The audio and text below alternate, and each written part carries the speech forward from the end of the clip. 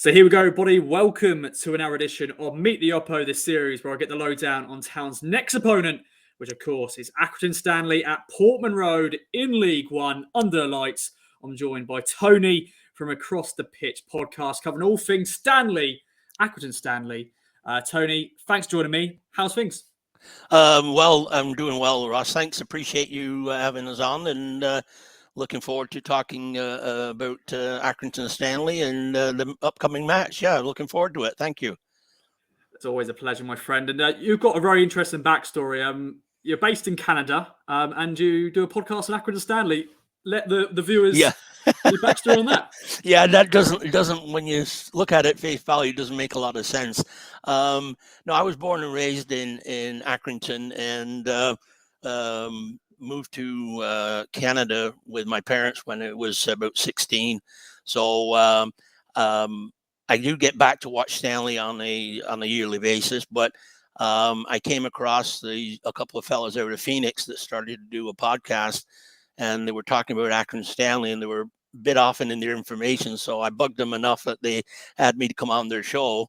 And now we do, we talk about Stanley, and we've interviewed all the players. In fact, we've interviewed Cameron Burgess that plays on your squad. We've done him. We've talked to Andy Holt and all the coaching staff and fans, and we try to and past players. So we try to just sort of inform people about the club. And if anybody's looking for an underdog to follow, we've sort of built up a bit of an audience in the States, and sort of introduced some new fans to the club. So it's we're very happy with talking Stanley, and it's a pleasure to do this with you today for tomorrow's match. Indeed, mate. Looking forward to it. Let's get right into it then. Let's recap Accrington. And it's been an up and down season, I'll say, Tony, for Accrington. You know, you're out of the relegation zone now after a good win on the weekend against fellow relegation battling side Forest Green. How would you recap the last few months? As I look, you're unbeaten in the last 3 games, only 1 defeat in the last 6. So not bad going, but it's been up and down. Yeah, I think if you look at the form, recent form, if you look at the bottom 8 teams that are really in the relegation battle from Oxford down, we've got the best record over the past 6 games, as you pointed out, in that period. So I think we are coming back into form, and we're starting to get players back. It's a season that's really been almost horrendous from an injury point of view. And the thing with a team like Stanley, we don't have the depth of squad like the bigger teams such as yourselves.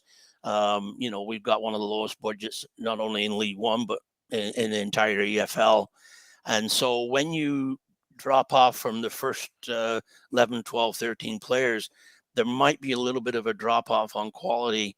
And we do have some really good players that when they have come in, they've given their all, but they're, we're just sometimes lacking in the quality. And at one point, not that long ago, we had 19 first team players that were out with, and we were going the Papa John quarterfinal match with players from the youth team filling out the squad.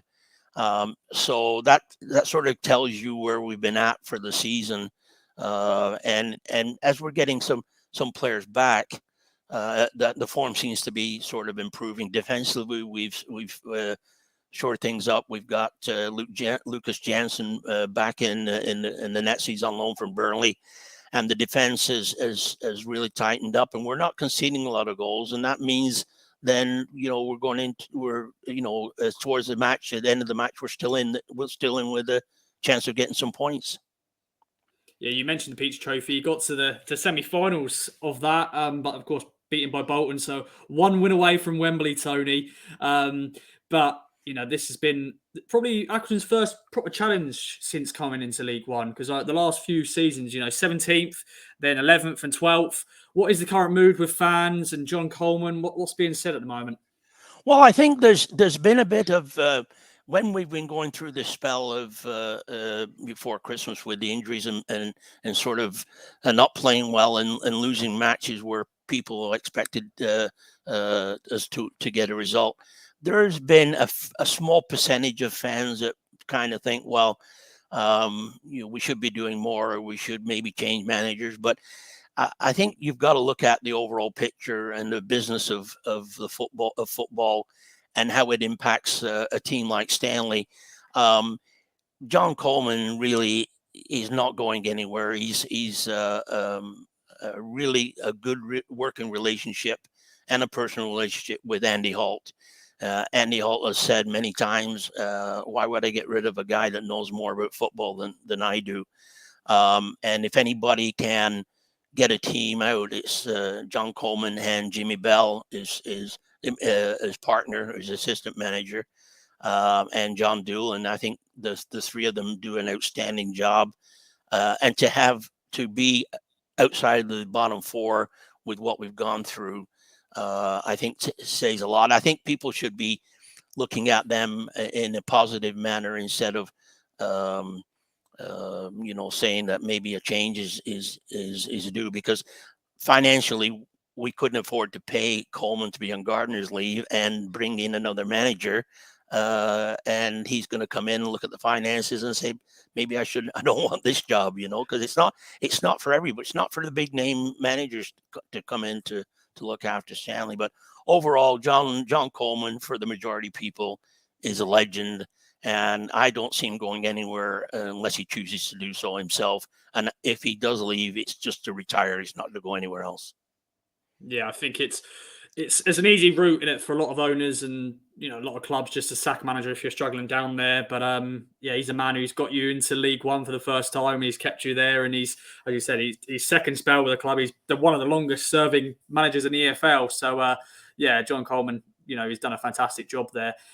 Let's talk then, Tony, about the players. You mentioned a lot of injuries, a few new players in the squad in January as well. We're going to bring up the last 11 against Forest Green Rovers. Let's talk about them, Tony. There's a few players that I'm missing from that list. Ethan Hamilton, Tommy Lee, Joe Pritchard. Sort of take it away and maybe name check any players you think we should look out for. Well, you mentioned a couple of names that really top players. Ethan Hamilton, a really outstanding player in the midfield for us, out with an injury for the season, and really an exciting player in Joe Pritchard. Sorry, I just drew a blank for a second. Okay. Really exciting player, and has really had a worse time with injuries, and he's out again for the season. So that's been a real big sort of had a big impact on us. Tommy Lee sitting out. I think this is his second of a 3-match suspension. He's he's a good talent. He's a player that is really still learning his sport, because he came from last season to us from non-league Bognor Regis. So he's learning his trade, but really sort of he has the talent and starting to show what he can do. We've had another player that and this is one thing that John Coleman has done with forwards, brought them in from non-league. Colby Bishop, for one, Dion Charles, and also Caden Jackson, that's with you guys, brought them in from non-league, developed them into really top-class players, and they've moved on. And he did the same thing this year with a guy called Matt Lowe, who really reminds me a bit of Colby Bishop in his size and what he can do, hold up play and that sort of thing. And he came in really with an injury and is just working his way back now from a serious leg injury from last October.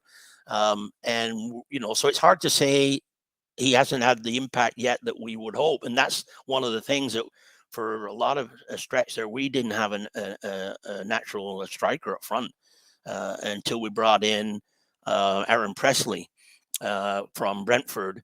And he's had a real impact. He scored 5 goals in 13 matches. So he's another one. He reminds you, and you'll see him tonight, he reminds you of a young version of Peter Crouch. He's a tall, angly kind of guy, but he knows where the net is. And So he's really helped us in the last couple months to sort of turn this around. So yeah, he's a good player to look at. The other one that's really this since he's come back from an injury and given a chance to play is Rosario Longello, who plays on the wing, and he likes to come inside. He scored the winner against Forest Green. He may be at this point for the last month or so the best player on the pitch for us. And we've also got Mitch Clark that's come back. He plays right back, a short little fella, but boy, can he tackle, and he's really hard to get around. And he's got a long throw on him, and he's a really good crosser of the ball. So those two guys, if they play on the wing backs, I think they can create some crosses into the box where Presley will try and do some hold up and pass on. But there was a fellow that played on the weekend that I'm not sure if he'll start on. That's Nathan Butler Odaji. He came up from Arsenal. He's been played as a striker, but he's only like 5'8", and he's not really built for that role.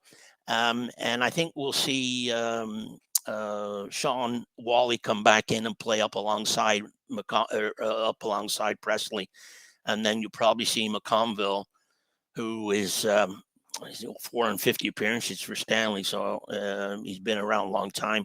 I think you'll see him now slotting in behind in a number 10 role. He's lost his pace a little bit because he's not really set for the wing anymore. So putting it inside is a good position for him, and he's pretty good on set pieces. So if we scored the first goal from a set piece from across from him. So if there's any set pieces around the area, look out for Sean McConville getting the ball into the box.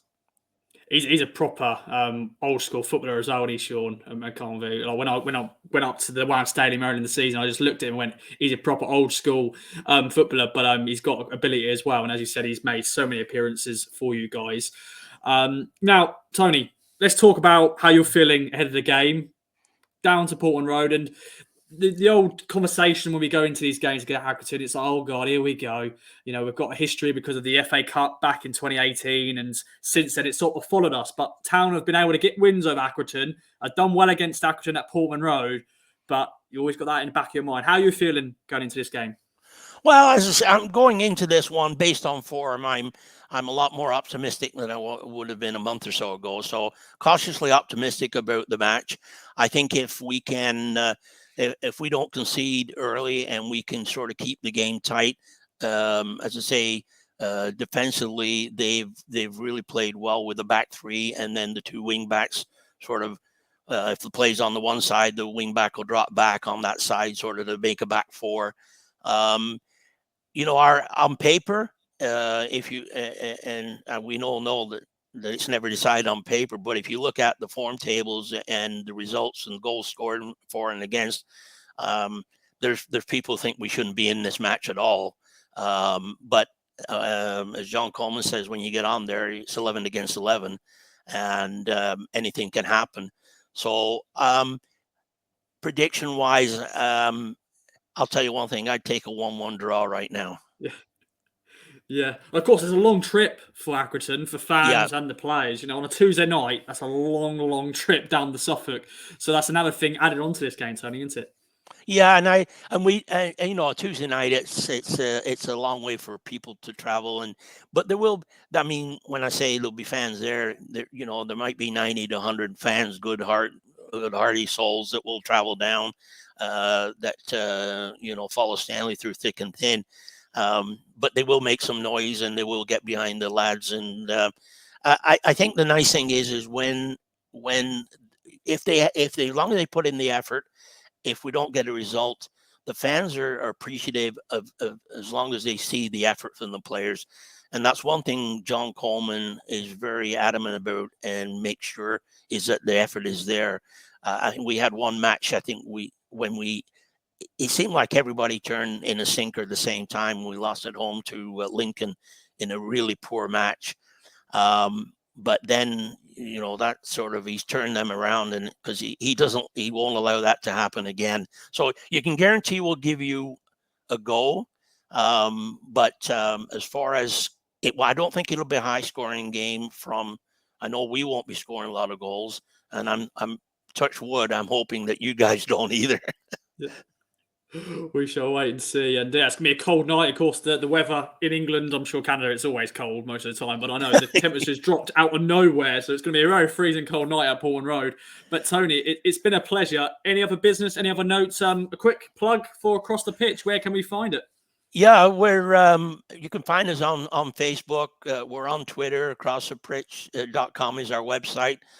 We've listed all our podcasts on there. In fact, we've got a library of around 350 different podcasts if they want to listen to Andy Holt, or we've David Lloyd, the cricketer, who's an Accrington native. We've had him on, and so there's some good interviews on there. And as I say, we just try to spread the word, and inform people, and document the history of Stanley over the years. And it's a lot of fun. It's interesting to do, and I love talking to the players, finding out their journey and how they ended up in Accrington. But it's a place that players know that if they do go, and they can develop, and John Coleman won't hold them back. He'll let them move on to bigger clubs. And as I say, Ipswich is an example of our players moving on to bigger clubs, and Bishop going to Portsmouth too. So yeah, if anybody's interested in learning more about Accrington Stanley, check us out at acrossthepitch.com. Love it, my friend. Well, thanks so much for joining me. Thanks everyone for watching. Look forward to the game if you're going. If not, follow the game with us and check out Tony at Across the Pitch. Bye-bye for now. Cheers.